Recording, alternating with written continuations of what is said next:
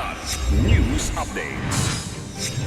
Mga balita ngayon, 120 na granadang nakabaon sa sementeryo sa Lucban, Quezon na diskubre ng Army Reservists. Drug suspect patay matapos manlaban sa pulisya sa Maguindanao del Norte. Mga barko ng China na namonitor sa Baho de Masinloc na dagdagan noong 2025 ayon sa Philippine Coast Guard. Ako po si Cesar Soriano para ihatid ang nangungunang mga balita sa buong kapuluan ngayon.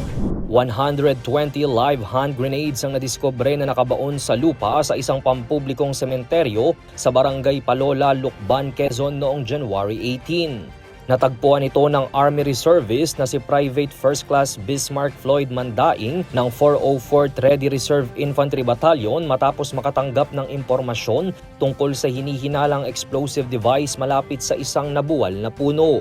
Agad itong inireport sa mga otoridad na nagresulta sa mabilis na pagresponde ng 2nd Infantry Division at Explosive Ordnance Disposal Team. Sinilyuhan ang lugar at inalis ang mga granada upang maiwasan ang panganib sa publiko. Patuloy ang investigasyon upang matukoy ang pinagmulan ng mga pampasabog at ang mga responsable sa pagtatago nito.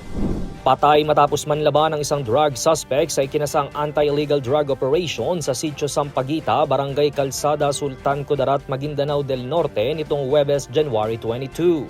Ayon sa Sultan Kudarat Municipal Police Station, 11:50 PM ng gabi nang ikasaang operasyon laban sa suspect na kinilalang si Dato Labi Mastura na residente ng barangay sa Limbaw ng nasabing bayan. Una umanong nagpaputok ng baril ang suspect kaya't ginantihan ito ng mga otoridad.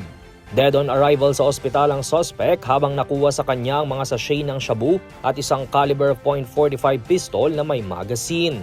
Napag-alaman na bukod sa pagtutulak ng droga, sangkot rin ang napaslang na suspect sa gun for hire, pangingikil, pagtangay ng motorsiklo at siya rin ang prime suspect sa pagpatay sa Indian national sa Barangay Limbo noong nakaraang taon. Iniulat ng Philippine Coast Guard o PCG ang pagtaas ng presensya ng mga barko ng China sa paligid ng Baho de Masinloc noong 2025 kumpara noong taong 2024. Ayon kay PCG spokesperson for the West Philippine Sea, Commodore J. Tariela, palapit sa karagatang sakop ng Luzon ang mga barko ng China Coast Guard o CCG.